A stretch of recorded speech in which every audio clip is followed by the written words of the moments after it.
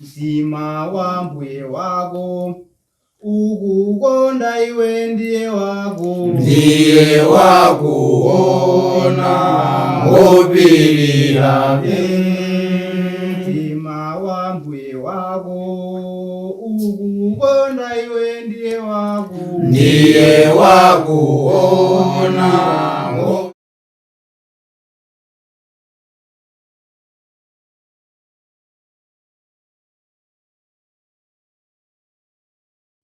Tikulandireni omvera kuno kulikonse kumene muli mtsiku la lero maka amene tikupitiriza kuphunzira mawu a Mulungu kuchokera mu buku lopatulika ili Baibulo. Kudzera mu program imeneyi ya kudziwa Baibulo langa imene amakupatsirani ndi Lilongwe School of Biblical Studies imene ili ku Mitundu ku Lilongwe. Ndipo mu tsiku la lero mu program imeneyi mukhala ndine m'bale wanu mwa Ambuye Daniel Linje Pancras pamene tifunika kuphunzira zozama kuchokera mu mawu a Mulungu Baibulo. Ndikhulupirira kunena kuti mu program imene yapita ija tinaphunzira bwino lomwe, tinadziwa kunena kuti kodi tingaphunzirepo chani pamene ife anthu tikuvutika nanga tingakhale motani, komanso tinaphunziraponso makamaka kunkhani yokhuzana ndi buku la Masalimo pamene tinaphunzira ndithu kunena kuti malo osungira mawu a Mulungu ndi mumtima, mwana ndi mphatso yochokera kwa Mulungu, komanso kuti kodi achinyamata tingeretse bwanji mayendedwe athu ngati tichita monga mwa mawu a Mulungu. Mu buku la Yobu tinaphunziranso zinthu zambiri zimene zinali zotipambanitsa pa moyo wa Chikhristu pamene tikukumana ndi mavuto, pamene tinkaphunzira kunena kuti sizofunika kunena kuti pamene tikumana ndi mavuto tizitaya mtima ayi, komanso chifukwa kunena kuti si nthawi zonse zimene anthu amavutika amene amakhala kunena kuti ndi ochimwa. Tinaphunzira zinthu zimenezo zimene zingakhala zothandizira moyo wathu wa Chikhristu kunena kuti tikakule mu moyo wa uzimu. Choncho mu tsiku la lero tikhabe tikupitiriza kuphunzira mawu a Mulungu kuchokera mu buku limeneli buku la Miyambo, Mlaliki komanso ndi Nyimbo ya Solomo. Tiphunzira kwambiri kuchokera ku mabuku atatu amenewa. Tikamaphunzira kuchokera mu mabuku atatu amenewa, awawa mwina ndi mabuku onena kuti mwina anthu ena tikhaza sodabwa onena kuti kodi muli mabuku amenewa m'Baibulo? Chifukwa onena kuti chani? Ndi mabuku amene anthu samakonda kuwawerenga pafupipafupi. Timangokakamira chipangano chatsopano tiwerenge Mateyu, Marko, Luka komanso Yohane. Tikapita ku chipangano chakale ndiye timadziwa zoti ndi Genesis basi. Genesis kapena tikawerengenso tikagwere kwa Isaiah. Zinthu zofunikira kwambiri kunena kuti tidzilitsata buku lililonse limene linalembedwa m'Baibulo. Fonena kuti chilichonse chimene chinalembedwa m'Baibulo chinalembedwa mwacholinga kunena kuti tikathandizireni ndine kunena kuti tikapeze moyo osatha. Choncho ndi nthu yofunikiranso kwambiri kunena kuti tidziphunzira zinthu zozama kuchokera m'mabuku atatu amenewa zimene zingakapangitse kunena kuti ndine tikapeze moyo osatha. Tikamaona mabuku atatu amenewa ndi mabuku amene analembedwa ndi mfumu Solomoni amene anali mwana wa mfumu Davide. Timaona zimenezi makamaka tikamawerenga mu buku la Miyambo chapter chake cha number 1 pamene analemba kunena kuti miyambo ya Solomoni mwana wa Davide mfumu ya Israeli. Apa tikuona kuti m'buku la Miyambo chapter 1 verse yake 1 angamba nena kuti miyambo ya Solomoni mwana wa Davide mfumu ya ndani? Mfumu ya Israeli. Kusonyeza kunena kuti zimene zili mu buku limene la Miyambo ndi zimene iye anazitani kodi anazilemba. Izi zinthu zimene tifuna tikaphunzirepo makamaka mu nthawi imene kuti buku limeneli analilemba ndi munthu ameneyu ndiye Solomoni mwana wa mfumu Davide. Chimodzimodzinso tikamakuonanso mu buku limeneli makamaka mu buku la Mlaliki. Buku la Mlaliki chapter 1 verse yake 1 analemba kunena kuti mawu a Mlaliki mwana wa Davide mfumu ya Yerusalemu. Akuti awawa ndi mawu a Mlaliki amene ndi mwana wa Davide, koma mwana wa Davideyo amene anali mfumu ya ndani? Mfumu ya Yerusalemu. Tsono ndi mwana wake wa Davide amene anali mfumu ya Yerusalemu ndi Solomoni. Ndiye kuti buku la Mlaliki ili linalembedwa ndi ndani kodi? Linalembedwa ndi Solomoni. Komanso tikamakuona mu buku la Nyimbo ya Solomo, timaona mu buku la Nyimbo ya Solomo makamaka chapter ya number 1 verse yake ya 1 pamene analemba kunena kuti nyimbo yoposa ndiyo ya Solomoni. Ndiye kuti anangolemba ncho kuti nyimbo yoposa ndiyo ya ndani kodi? Ndiyo ya Solomoni. mwachidule zinthu zonse zimene zidalembedwa kuchokera mwamba kufika musizi ndi zimene anazilemba ndani? Kodi anazilemba Solomoni. Choncho tunena kuti lero lifuna tikaphunzire kuchokera mabuku atatu amenewa, mabuku atatu amene analembedwa ndi mfumu Solomoni imeneyi. Mabuku atatu amenewa analembedwa mu nthawi imene iyeyo anali mfumu. Tonse timadziwa bwino kuti Solomoni ndiyo amene anakhala mfumu yomaliza yolamulira ana Israeli asanagawikane, asanapitenso ku ukapolo kuja. Atangomwalira mfumu Solomoni ndi pamene padalowa chimpwirikiti makamaka anthu anagawana kukhala ndi ufumu wakumpoto komanso ufumu wakummwera. Choncho mabuku atatu onsewa amasonyezedwa kunena kuti analemba ndi mfumu Solomoni monga mmene tawalengera kale, amene tinaona mu buku la Miyambo chapter 1 verse yake 1, Mlaliki chapter 1 verse yake 1, nyimbo ya Solomon chapter 1 komanso mu verse yake ya 1. Tikamaona buku makamaka la Miyambo limasonyeza kunena kuti munthuyu adalemba buku limeneli ali pakatikati pa moyo wake. Tikati pakatikati pa moyo tifuna anthu zoona kuti asali wamkulu kwambiri komanso asali wochinyamata kwambiri, ndikuti anali pakatikati pachani kodi pa moyo wake. Ndipo tikamaona buku la Mlaliki, buku la Mlaliki ndilodzeranso kwambiri ndi malangizo zedi zimene zimasonyeza kuti buku limeneli munthuyu analilemba koma atatani? Atakula.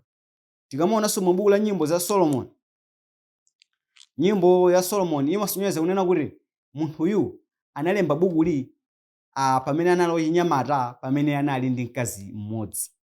Paja mu programu ina tinaphunziramo zamabwino kunena kuti mfumu Solomoni idakwatira akazi ambirimbiri maka amene anampangitsa kuti apambuke asiye kupembedza Mulungu woona nayambe kupembedza mafano. Tinaona mu buku la 1 Mafumu chapter 11 kuyambira mu verse yake 1, tinazawerenganso mu verse yake 4 makamaka pamene tinkaphunzira mabuku a Ezra, Nehemiya komanso Estere.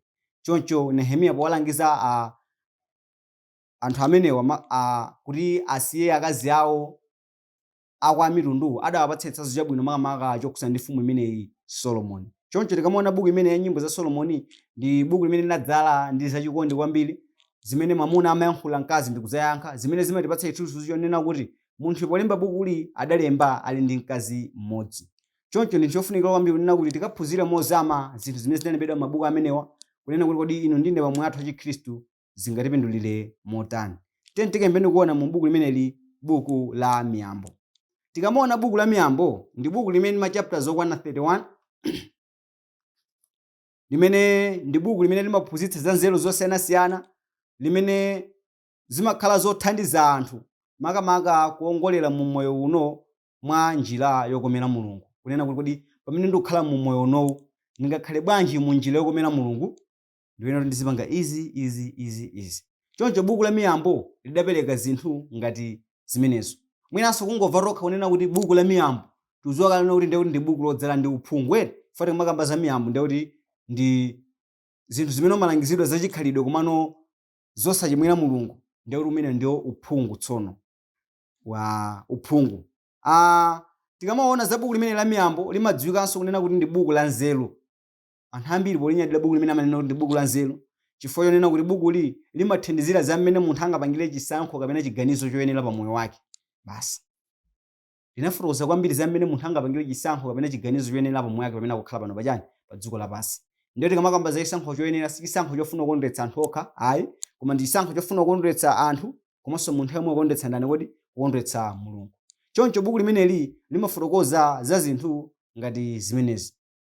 Ndipo timadziwa bwino lomwe kunena kuti tonse tikamaphunzira za kukhudzana ndi mfumu Solomoni, ndi mfumu yokha imene inali mfumu yanzeru kwambiri imene idalamulira ana Israeli, komanso ndi mfumu yokha imene inali mfumu yanzeru kwambiri imene inakhala pa dziko lonse lachani? Pa dziko lonse lapansi. Timaona zinthu zimenezi makamaka tikamawerenga kuchokera mu buku la 1 Mafumu chapter 3 mu verse yake 11 komanso mu verse yake 12, komanso tikamaonanso mu chapter chake cha namba 10 verse yake ya 24 cha buku limeneli la 1 Mafumu. Choncho Solomoni ndi mfumu yokha imene inali ndi chuma chochuluka, chifukwa nena kuti chani? Atapempha nzeru kwa Mulungu, Mulungu ndikumpasa nzeru zija anazigwiritsa ntchito makamaka pokhala ndi zinthu zambiri pa dziko lapansi zimene anthu timalingalira titakhala nazo. Zinthu zimene amadya chingakhale mkulu ameneyo ololera president kupata sisanganya. Chifukwa chani? Zine zochuluka kwambiri. Ndi munthu yekha amene ali ndi chuma kwambiri pano pa dziko lapansi, komanso ndi mfumu yokhayo imene idalamulira mwanzeru pano pa dziko lapansi. Kwakulu kuti kamaona mabuku limeneli chapter 1 cha buku limeneli chinangofotokoza kwambiri makamaka zokhudzana ndi chiyambi cha nzeru. Kodi munthu akhale ndi nzeru akuyenera kuti atani? Timadziwa kalena kuti akuyenera kuti aope Mulungu. Chapter number 5 chinafotokozanso kwambiri makamaka zokhudzana ndi mkazi wachimasomaso. Amakhala motani, amachita zotani, munthu ngamudziwe bwanji. Chapter number 5. Ngati mukukakira pena pake, kawerengeni chapter number 5 cha buku limeneli la Miyambo. Mukaona kuti mkazi wa nzeru, mkazi wa chigololo amakhala motani. Tikamakuona mu chapter number 11 anafotokozanso makamaka zokhudzana ndi kuchita malonda pogwisa ntchito zida zoyesera zakuba. Kugwisa ntchito masikelo amene ndotani ndi akuba. Anthu amapanga zimenezo, sikelo kuichuna, kukwezera filikota nkumaka kwa 1 kg. Zinthu zosafunikira pamaso pa Mulungu. Iyeyu analangizako zinthu ngati zimenezo makamaka mu chapter chimenechi cha number 11. Ndipo tikamaona mu chapter chake number 14 analankhulakonso kwambiri zokhudzana ndi mkazi wa nzeru. Kuti mkazi wa nzeru amamanga banja lake ndi chani? Kodi ndi manja ake. Ndipo mu chapter number 15 analankhulakonso kwaukuluukulu za zinthu zina ndi zina makamaka zothandizira pa moyo uno. Tikaoneni kunena kuti mu buku la Miyambo chapter 15 mu verse yake ya 1 analankhulapo chani? Nanga ino ndine tingaphunzirepo chani? Buku la Miyambo chapter 15 verse yake ya 1 analemba kunena kuti mayankhidwe ofatsa abweza mkwiyo, koma mawu owawitsa aputa msunamo. Buku la Miyambo chapter 15 mu verse yake ya 1 lakambako chinthu chimenecho. Akunena kuti chani? Mayankhidwe ofatsa abweza mkwiyo, ndipo mawu owawitsa amaputa chani? Amaputa msunamo, amampangisa munthu kuti akwiye. Tilipo nthawi zina za Khristu amene mwina timatha kuona nena kuti anthu mwina mmene akulankhulira ifenso kuti tilankhule ngati mmene akulankhulira tikhaza kuwapanga kunena kuti akhale chani? Akhale ndi msunamo. Chimafunikira ndi chani? Kuyankha mofatsa. Chifukwa mayankhidwe ofatsa abweza mkwiyo, komano mawu owawitsa nthawi zonse amaputa msunamo, amakwezerabe ukali pakati pa munthu. Choncho ndichofunika kwambiri nena kuti pamene ndikukhala pano pa dziko lapansi tikaphunzire kuchokera mu miyambo imeneyi imene mfumu Solomoni analemba kutipatsa kunena kuti katitsogolere inu ndine. Zindikira nena kuti sikuti munthu zinthu zanangozilemba mwa maganizo ake, komano anawuzidwa ndi Mzimu kuti akalembe zimenezi kuti zidzakhale zothandizira inu ndine mu moyo wathu uno wa tsiku ndi tsiku. Anzathu amene anakhala mu nthawi imene Solomoni analipo anapindula nazo zinthu zimenezi, ndipo nzofunikiranso choncho nena kuti pamene ndine tikukhala pano pa dziko lapansi tikapindule kuchokera mu zinthu zimenezi. Ndipo tikamaona mu chapter chake ya number 18 tikapeza kunena kuti mlembi ameneyu analangizanso malangizo ena ofunikira kwambiri pa moyo wa Chikhristu, makamaka pamene anaphunzitsa kwambiri zokhudzana ndi kunena kuti nkosafunikira kuti munthu azikhala yekha. Anthu awiri amakhala bwino. Tikamaona makamaka mu chapter chake ya number 18 imeneyi mu verse yake 2 adawawuzanso nkhani ina yofunikira kwambiri imenenso inu ndine tingaphunzirepo makamaka pamene tikukhala pakati pa anthu osiyanasiyana. Timatha kukhala ndi anthu onena kuti ndi Akhristu komanso ndi anthu onena kuti si Akhristu. Kodi ndi anthu ngati amenewo ineyo ndineyo tingakhale nawo bwanji? Zinthu zimenezo mlembiyo anapereka yankho. Tikaoneni. Wopusa sakondwera ndi kuzindikira, koma kungovumbulutsa za mtima mwake. Miyambo chapter 18 verse 2 akunena choncho nena kuti wopusa sakondwera ndi kutani? Ndi kuzindikira, koma kuti amangovumbulutsa za chani? Kodi za mtima mwake. Zimenenso mwina ineyo ndine tikhazokhala mboni za mmene anthu ena ake amachitira kunjaku. Munthu amene ndosokonekera pa zinthu zina kuti ukamuwuze chinthu cholondola samamva, koma amangolankhula zinthu zotani? Kuti zosakhala bwino, kumanenera mabodza anthu ena amapanga zinthu zosakhala bwino, koma momwe Chikhristu sizimafunikira choncho ayi. Ndi mmene apa Baibulo kunena kuti wopusa sakondwera ndi kuzindikira. Chifukwa nena kuti chani? Amaopa kunena kuti mwina ukamuzindikiritsa kaya apepera kaya apepuka. Malemba amafotokoza chinthu nena kuti wopusa sakondwera ndi kuzindikira. Kodi ineyo mumwe mwanu mmene mukukhala mumakana kuti anthu akuzindikiritseni? Kodi ngati mmakana kuti anthu akuzindikiritseni muli kulingalira kunena kuti ino sino wopusa? Chinthu chofunikira kwambiri ndiyonena kuti inuyo muzifuna kuzindikira makamaka pokhala otsekuka kuti mukaphunzirenso zimene anthu ena ake angaphunzitse. Tilipo anthu ena ake amene mwina timazimva zonena kuti tinaphunzira kunakwana sitingaphunzire za anthu ena. Nzeru zokhazokhazo zachabe zimenezo. kuphunzira mawu a Mulungu sikumatha. Kumbukirani zimene Paulo analembera Akhristu aku Aheberi, makamaka analembera Akhristu amene anali Ayuda, tikamaona mu buku la Aheberi. Aheberi chapter 5 verse yake ya 12 lekeza 14, amawuzi kuti ndithu kuti ngakhale mwene okhala aphunzitsi koma mwaswekera kuti kuti anthu ena arani akuphunzitseni. Ndiyoti mphunzitsi akufunika kuti araninso aphunzitsidwe. Chimodzimodzinso tikamaonanso mu buku la 2 Timothy chapter 2 verse yake number 2, anenanso choncho onena kuti zimene uzimva kwa ine mwamboni zambiri zomwezo ikizemwe abale okhulupirika awo amene akhoza kuphunzitsa enanso. Ndiye kuti ndiwe mphunzitsi ukuswekera kuti anthu ena akuphunzitse, komanso zimene anthu ena akaziva kwa iweyo mwamboni zambiri zomwezo amene kuti akaphunzitse kwa anthu okhulupirika amene akhoza kuti amene akhoza kuphunzitsa enanso. Zimene tino ndine tingazindikirepo nena kuti chani? Kuphunzira ndi tcheni, ndi nthu imene mwa munthu sichimatha. Kudzikira malire kunena kuti ine ndimadziwa sindingaphunzire kwa munthu ndikulakwa. Chofunika kwambiri kuti kukhala pano pa dziko lapansi tidzikhala notsekuka kuvomera kuzindikira. Tidziona kunena kuti kodi zinthu izizi zikunena kuti chani, nanga zikunena kuti chani, nanga chinthu cholondola potenga ndi malemba ndi chani. Tipangeni chimenecho. Osangoti ine singaphunzire zakuti amaphunzitsa zabodza, umenewo si moyo. Izi ndi zimene malemba akuthandizira makamaka mu buku limene la Miyambo, limene ndi buku lokamba za nzeru kwambiri, makamaka pamene timaona mu chapter chimenechi cha namba 18. Ndipo tikamabwera mu chapter yomalizira ya buku limene lili cha namba 31, mulembi kwaukuluukulu anafotokoza ndi nkhani yokhuza ndi mkazi wangwiro. Kuti kodi mkazi wangwiro ndi uti, tingamudziwe bwanji? Tikamaona mu buku limene la Miyambo chapter 31 verse yake 30 analemba kunena kuti kukongola kungonyenga, maonekedwe okoma ndi chabe, koma mkazi wopa Yehova adzatamandidwa. Pamene anaphunzitsa makamaka zokhuza ndi mkazi wangwiro mu chapter 31, chinamkomeranso kuti akapereke za mmene mkazi wabwino akuyenera kukhalira pa munthu. Akunena kuti chani? Kukongola kungonyenga, maonekedwe okoma pa munthu ndi achabe, koma mkazi wopa Yehova amene adzatani kodi? Ameneyo adzatamandidwa. Osamusankha munthu kapena osamukonda munthu mwina utenge ndi maonekedwe ake, koma mukamamukonda munthu mudziyambake mwalingalira kunena kuti kodi ndikamutenga wewe ndikukhala naye sakakukera mbuyo moyo chipembedzo moyo chikhristu changa, kapena akapititsa patsogolo moyo chikhristu changa. Ngati mukuona kuti akapititsa patsogolo moyo chikhristu chanu, mtengeni ameneyo. Ndi mmene buku la Miyambo apa lidamalizira kunena kuti kukongola kungonyenga, maonekedwe okoma ndi achabe, koma mkazi wopa Yehova ameneyo adzatamandidwa. Otenga awo ndi amene sanatenge kale, famwina otokhala unatenga kale ndofuna kuti utengenso. Taja ndi go Bible kamputsa zokusana ndi banja. Otengayo ndi munthu yekha amene sanatengeko. Ngoti anapereka ufulu anaphunzitsa kuti alesa azitenga ndi basi ndiyona kuti nditenge. Malemba sakupereka ufulu otero. Yekha amene sanatenga akhoza kutenga koma atenge moyenerera. Ngati munatenga kale munatenga mosenerera, khalani ndi amene munatenga mosenerera mwe famine pulamulo la banja linamanga. Zimene malemba kuchokera mu buku lopatulika amaphunzitsa ndi zimenezo. Zimenezi ndi zimene tingaphunzire kuchokera mu buku limeneli makamaka mu buku la Miyambo. Tikamaona tsatanetsatane wa Baibulo tikachoka mu buku la Miyambo timabwera mu buku la Mlaliki. Tikaphunzireninso kuchokera mu buku limeneli la Mlaliki kunena kuti kodi Mfumu Solomoni ameneyo analembapo chani pamene tinaona mu buku la Miyambo makamaka mu buku la Mlaliki chapter 1 mu verse yake ya 1 kuyamba paja kunena kuti buku limeneli la Mlaliki linalembedwa ndi Mfumu Solomoni ameneyo.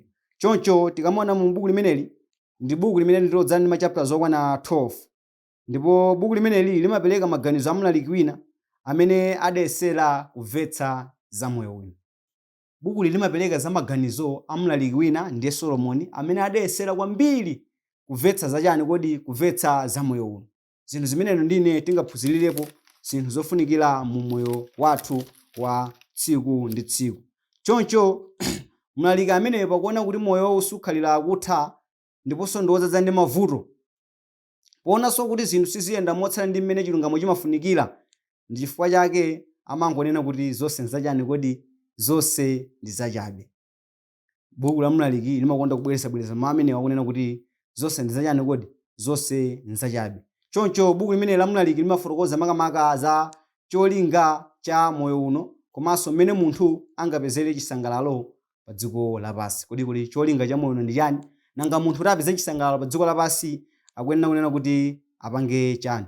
Zinthu zimenezo ndi zimene buku limeneli limaphunzitsa makamaka zimene ndi zofunikiranso kwambiri kunena kuti ino ndine ndiziziphunzira ndi kumaona kuti kodi chifuniro cha Mulungu chikunena kuti chani. Tikaonenso makamaka mu buku limene la Mlaliki Tikamaona mu buku limene la Mlaliki chapter 7 mu verse yake 29 tikufotokoza nena kuti mu buku limene la Mlaliki limakamba za cholinga cha moyo uno komanso mmene munthu amapezera chisangalalo cha pa dziko lapansi. Komanso buku limene likufotokoza za mlaliki wina amene anakhala pano pa dziko lapansi amene anayesa ndithu kupeza zinthu zonse zofunikira pa moyo uno, ndipo mapeto pa zonse anafika popanga chiganizo ndi kuvomereza kunena kuti zonse nzachabe. Choncho ndi nthu yofunikanso kwambiri kunena kuti tikaphunzire kuchokera mu buku limene la Mlaliki chapter chake cha namba 7 kuchokera mu verse yake ya 29. Ndipo adanemba kunena kuti taonani chichokha ndachipeza kuti Mulungu analenga munthu wowongoka mtima, koma iwowo afunafuna malongosoledwe a mitundu. Pamene mfumu Solomoni inakhala pano pa dziko lapansi ikunena chinthu chimene iyoyo mfumuyo idapeza, chifukwa inayesera kusaka zinthu zonse zabwino zimene anthu mwina pano timazilingalira kuti nzabwino pa moyo wa dziko lapansi. Akuti chinthu chimene anapeza ndi chani? Akuti taonani chichokha ndachipeza kuti Mulungu analenga anthu owongoka mtima. Basi Mulungu adalenga munthu otani? Owongoka mtima. Nthawi zonse mwana akamabadwa amakhaza kuti mwana ndotani? Ndiwongoka mtima. Koma akuti vuto ndi chani? Vuto limene akunena apa kunena kuti koma iwowo afunafuna malongosoledwe a mitundu. Chifukwa kuti munthu umafuna malongosoledwe a mitundu ndi chifukwa chakoma zoti munthu makatani kodi umakapotoka. Koma Mulungu munthu adamulenga ndithu munthu owongoka mtima, munthu wangwiro. Khalidwe munthu amachita kuphunzira pamene iye wabadwa, koma Mulungu pomulenga munthuyo amamulenga ali wangwiro. Choncho ndizofunika kunena kuti ino ndine amene tikukhala pano pa dziko lapansi tizimvetsa bwino pa fundo ngati zimenezi. Mulungu adalenga munthu wangwiro. Suti Mulungu angamulenga munthu anena kuti ndosalongosoka pa zina zake. Kusalongosoka kumachita kuchitika pamene munthu akukhala pa dziko lapansi akuphunzira zinthu zosiyanasiyana ndi anthu osiyanasiyana. Koma Mulungu adalenga munthu wangwiro. Ndipo tikamaphunzira mu buku limene la Mlaliki timaona nena kuti pamene mfumu Solomoni inakhala pa dziko lapansi anayesa zinthu ndithu zambiri zimene anthu ambiri akhala pano pa dziko lapansi timaziyeso nena kuti ndi zokondweretsa. Timaona nena kuti chinthu choyamba chimene anayamba kusaka kwa Mulungu ndi chani? Ndi nzeru. Timaona mu buku limene la Mlaliki chapter 1 verse 16 adasaka nzeru. Chinthu chimene mwina anthu onsefe timalengera titakhala nacho titakhala ndi chani? Titakhala ndi nzeru. Ndipo nzeruzo andatani nazodi? Anakhala nazo, Mulungu anampatsa nzeru. Ndipo Baibulo limachita kutsindika ndithu kunena kuti pa dziko lapansi palibenso mfumu ina ya nzeru imene inakhala ngati ndani? Ngati Solomoni. Anali mfumu wa nzeru zedi. Komanso chinthu china chimene anasaka ndi zosangalatsa za moyo uno. Zosangalatsa za moyo uno. Timazipeza zimene zikamalinga m'buku lomwe la Mlaliki chapter 2 verse 14. Mlaliki chapter 2 verse 14 amangofotokoza zinthu zosangalatsa za moyo zimene mfumu Solomoni anazisaka. Kukhala ndi manyumba, kukhala ndi chani, zinthu zoti munthu ukakhala pa malopo yodzimva kuti kusangalala. Zinthu zimenezo mfumu Solomoni inazisaka zonsezo ndipo inazipeza. Adayesera ndithu kusaka zinthu zonse zosangalatsa za moyo uno. Chinthu chinanso namba 3 chimene mfumu imene inasaka ndicho chuma. Mfumu yokha imene inali ndi chuma pa dziko lapansi ndi mfumu Solomoni. Timaona zimenezi mu buku limene la Mlaliki chapter 2 mu verse yake ya 4 kulekeza mu verse yake ya 11. Koma chingakhale mfumu iyi idasakasaka zinthu zonsezi ndi kukhala nazo pa moyo wake wa dziko lapansi, pamene idamaliza kulemba buku limeneli ili kumapeto, pamene mfumu iyi idali kumapeto komaliza kwa kulemba buku limeneli la Mlaliki, idalembapo chinthu china chopindulitsa zedi chimene ndi chofunikira kunena kuti ino ndi ine tizikhala mu moyo uno wa dziko lapansi. Chofunika kuti tikachiphunzire pamene tikukhala mu moyo wa dziko lapansi. Taona kunena kuti chinthu choyamba mfumu iyi idayamba kusaka nzeru, ndipo nzeruzo inali nazo, inakhala nazo, ndipo inasaka zinthu zomsangalatsa iyeyo ngati mwina kukhala ndi manyumba komanso zinthu zambiri. Idasaka zinthu makamaka ngati chuma, ndikhale ndi chuma chambiri, ndipo chumacho inali nacho, inakhala nacho. Ndiye kuti ndi mfumu imene inakhala mu moyo wosangalala zedi pano pa dziko lapansi. Mwina ino ndine tidzafa koma moyo umene sidzafika amwayi. Koma chingakhale kuti idakhala ndi zinthu zonsezi pa moyo wa dziko lapansi, idachiona kuti chinthu chofunikira ndi chani? Pamene nkamaliza ati mfumu imene kulemba buku limeneli la Mlaliki chapter 12 mu verse yake ya 13 ndi 14 adamaliza ndi kunena zinthu zofunikira kwambiri pano pa dziko lapansi. Chingakhale iyeyo anali ndi zinthu zambiri, chinthu chofunikira kwambiri chimenecho ndicho chani? Tentika chioneni pamene akunena kuti verse yake ya 12, mawu atha, zonse zamveka zatha, opa Mulungu nusunge malamulo ake, pakuti choyenera anthu onse ndi ichi, pakuti Mulungu adzanena mlandu wa zochita zonse ndi zobisika zonse, ngakhale zabwino ngakhale zoyipa. Vesi yake namba 13, mlembi akupereka chinthu chofunikira zedi makamaka pa anthu amene akukhala pano pa dziko lapansi, akunena kuti chani? Mawu atha, zonse ndiye zalani kodi zamveka. Ndidafuna zinthu zonse zabwino nditakhala nazo, ndinakhala nazo, zondisangalatsa kaya chuma kaya nzeru ndinakhala nazo, koma akunena kuti chani? Mawu atha, zonse zamveka, koma chinthu chofunikira kwambiri ndi chani? Akuti kuopa Mulungu komanso kutani?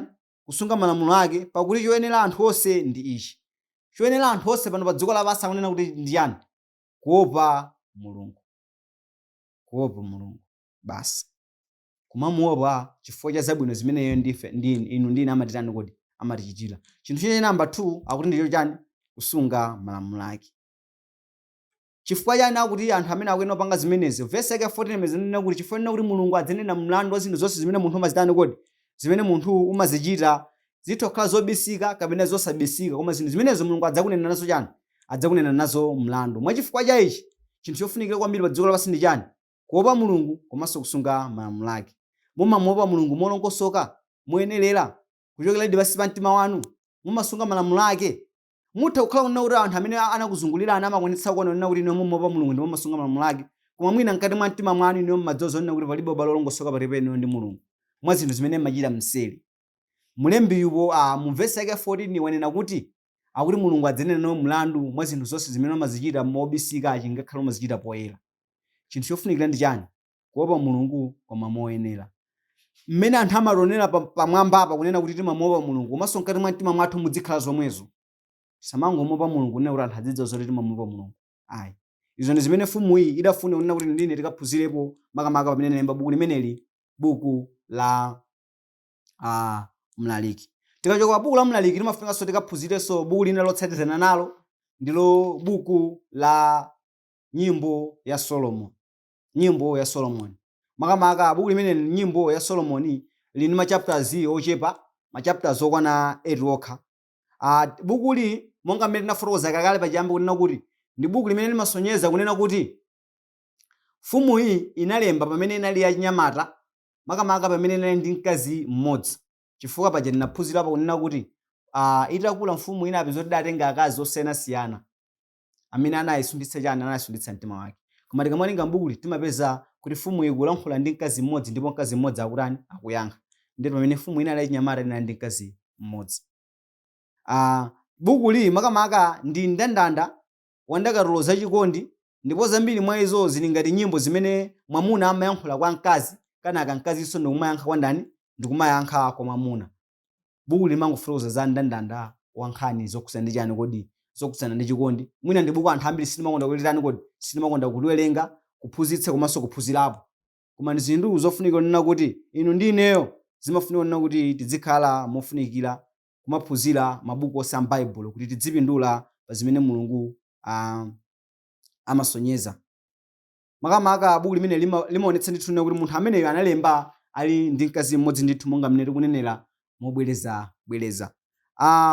Tikamawerenga nkhani imene makamaka yokhudzana ndi mfumu Solomon, posemu machapters onsewa idangokamba zachikondi. Kodi mu nkhani zimenezi zachikondizi inu ndi ine tingaphunzirepo chani? Pakuzindikira kunena kuti mfumu imodzi imeneyi imene inakhala yanzeru kwambiri pano pa dziko lapansi idalemba buku lili ndi mkazi mmodzi, limene likadziwa zonena kuti kukhala ndi mkazi mmodzi ndilo lamulo la Mulungu loyenera basi. Lamulo la Mulungu pa nkhani ya banja ndi mwamuna mmodzi komanso mkazi mmodzi, monga mmene afumu apo oyamba analili. Inunso ndi ine tikuyenera tikhale mosamalitsa malamulo omwewo, mkazi mmodzi mwamuna mmodzi basi, kufikira imfa izatilekanitse. Timaona malamulo a Mulungu amene makamaka tikamaona mu buku la Genesis chapter 2 pamene anakamba za mwamuna mmodzi komanso mkazi mmodzi kuyambira verse 21-25, komanso timaonanso mu buku la Matthew chapter 19 verse 3-9 pamene Yesu Khristu anaphunzitsaponso pa nkhani yokhudzana ndi banja. Chinthu chofunikira kwambiri kunena kuti tiziphunzira pa zinthu ngati zimenezi. Komanso chinthu china chimene tingaphunzira makamaka pa zinthu zimenezi ndionena kuti chani? Kukhala pamodzi mwamuna ndi mkazi anthu oti sanakwatirane ndi chinthu chosayenera. Kukhala pamodzi mwamuna ndi mkazi anthu oti sanakwatirane ndi chinthu chosatani kodi? ndi chinthu chosenera. Mwina tikhazomvetsa bwino fundo imeneyi kuti tikawerengenso mu zimene mlembi wa buku la Aheberi analemba. Tiyeni tikawerengeni buku la Aheberi. Aheberi chapter 13 mu verse 4 analemba kunena kuti ukwati uchitidwe ulemu ndi onse ndipo gona pakhale posadetsedwa pakuti adama ndi achigololo adzawaweruza Mulungu. Mlembi apa kunena choncho ndithu kunena kuti ukwati ukuyena kuti uchitidwe ulemu ndi onse ndipo gona pakhale posatani kodi posadetsedwa. Zinthu zofunikira ndi zinthu zimenezo. Ukwati uchitidwe ulemu ndi anthu onse ndipo pogona pakhale posatani kodi posadetsedwa. Pakhala posadetsedwa bwanji ngati munthu akumakhala ndi mkazi wake woyenerera basi, osati kumabausa kumakatenga akazi ena kapena kumakatenga amuna ena. Zimenezo malemba amaletsa. Chinthu chofunikira pamaso pa Mulungu ndi chimene mlembi apa akutiuza mfumu Solomoni, chimene ndine tingaphunziriremo makamaka za zofunikira za moyo uno. Choncho taphunzirapo zambiri kuchokera m'mabuku amenewa, makamaka amene timaphunzira kuchokera m'mabuku atatu amenewa, buku la Miyambo, Mlaliki komanso nyimbo ya Solomoni. Mwina nkutheka kuti tili ndi mafunso kapena ndemanga kuchokera pa phunziro limeneli, komanso chingakhale ku mafunso ena a Baibulo. Tilomasuka kutumiza mafunso athu kapena ndemanga zathu kudzera ku nambala iyi 022766018. Kumbukirani nena kuti program imeneyi amatipatsira ndi Lilongwe School of Biblical Studies imene ili ku Mitundu ku Lilongwe. Ndipo mu tsiku la lero mu program imeneyi muna ndine m'bale wanu mwa Ambuye Daniel Linje Class ndikakufunirani zabwino zonse kuti tikakhale ndi chidwi kuti mu program imeneyi nkudza tidzakhale limodzi tidzaphunzira zozama pamene tofuna tidzapitirize kuphunzira mawu a Mulungu, makamaka kuphunzira za aneneri a Mulungu. Mulungu odzakudalitsa adalitse tonse kwa lero ndi nthawi zonse. Amen. Mtima wa Mbuye wako ukukonda iwe ndiye wakuona ngopirira. Mtima wa Mbuye wako ukukonda iwe ndiye wakuona